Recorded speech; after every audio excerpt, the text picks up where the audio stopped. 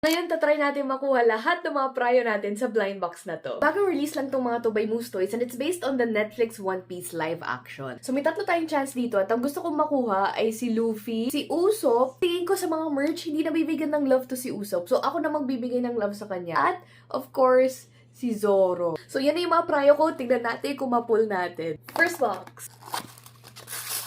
Sinong makukuha natin? Talo na agad tayo. Talo na agad. Pero, masaya naman ako sa nakuha. Si Nami! Ayan pala, mas maganda. Si Nami yung nakuha natin. With Nami, it comes with her staff and also her berry coin. So, agad-agad may mawawala na sa mga prayo natin. Pero tingnan natin, may 2 chances pa tayo. Second box naman tayo. Pero ngayon pa lang ang bigat niya kumpara dito sa first box. So, kinakabahan ako na baka si Wapol naman yung makuha ko. Pero, sana si Zoro. Kumbaga yung bigat niya dahil sa dalawang swords. Moment of truth. Sino kaya yung makukuha natin? Tignan niyo yung hugis. Hugis Zoro ba yan? Sabi na si Wapol.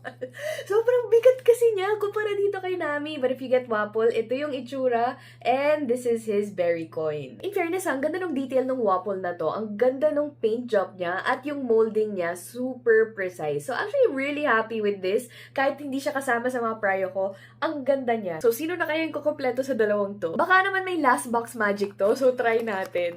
Hindi pa ako ready. Parang iba din yung hugis niya. Nakita ko yung buhok. Parang si Mr. Five to. Oh my gosh, tingnan natin. Mr. Five nga. So, ito naman yung itsura ni Mr. Five at ito yung berry coin na kasama. Muntik ko nang makalimutan. May articulation nga pala yung arms nila. So, pwede mong itaas baba yung mga arms nila kung gusto mo. I personally wouldn't articulate it anyway, but at least the option is there. Well, bigo man tayo sa mga prayo natin, pero masaya pa rin ako kasi ang gaganda pa rin ng mga nakuha natin. And anyway, wala pa naman akong Wapol tsaka Mr. Five sa collection ko, so win pa rin naman. So, these blind boxes are now available in leading toy stores nationwide, so I'm super excited to see what you guys pull.